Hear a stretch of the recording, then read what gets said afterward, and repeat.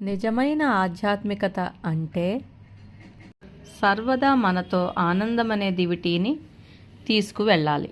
నిజమైన ఆధ్యాత్మికత మనలో ఆనందాన్ని జాగృతం చేయగలగాలి. ఆధ్యాత్మికత మనతో అన్ని చోట్లకు ప్రకాశాన్ని తీసుకెళ్లేలా చేస్తుంది. ప్రపంచంలోని అందరూ ఇలా తమ వంతుగా ఆనందపు దివిటీలను తీసుకురాగలిగితే ఆ దృశ్యం ఎంత మనోహరంగా ఉంటుంది. ప్రతి ఒక్కరూ తమ వంతు కర్తవ్యంగా ఆనందపు కిరణాల కాంతిని లోకానికి అందించగలిగితే జీవితం ఎంతటి సుందరభరితం అవుతుంది. ఈ విషయాన్ని విస్మరించి మనం ఆనందం ఎక్కడో బయట ఉందని వెతుకుతాం, కానీ అది మనలోనే ఇమిడి ఉన్నది. ఎవరిలో ఈ ఆనందపు కిరణాలు ఉదయిస్తాయో వారు లోకమంతటా తమ కృపా ఆశీస్సులను అందజేస్తూనే ఉంటారు.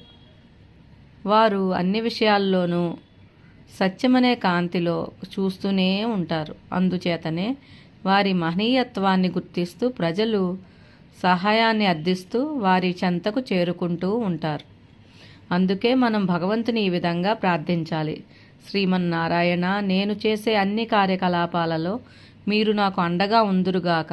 ప్రతి కార్యములోనూ నా ఆనందాన్ని, భక్తిని వెల్లడి చేయగల శక్తిని ప్రసాదించుదురుగాక. సత్యకిరణాలతో నా ఆలోచన, ఆచరణ నిండి ఉండి నా తోటివారి జీవితాలలో ప్రకాశాన్ని కలిగించుదురుగాక. లోకా సమస్తా సుఖినో భవంతు.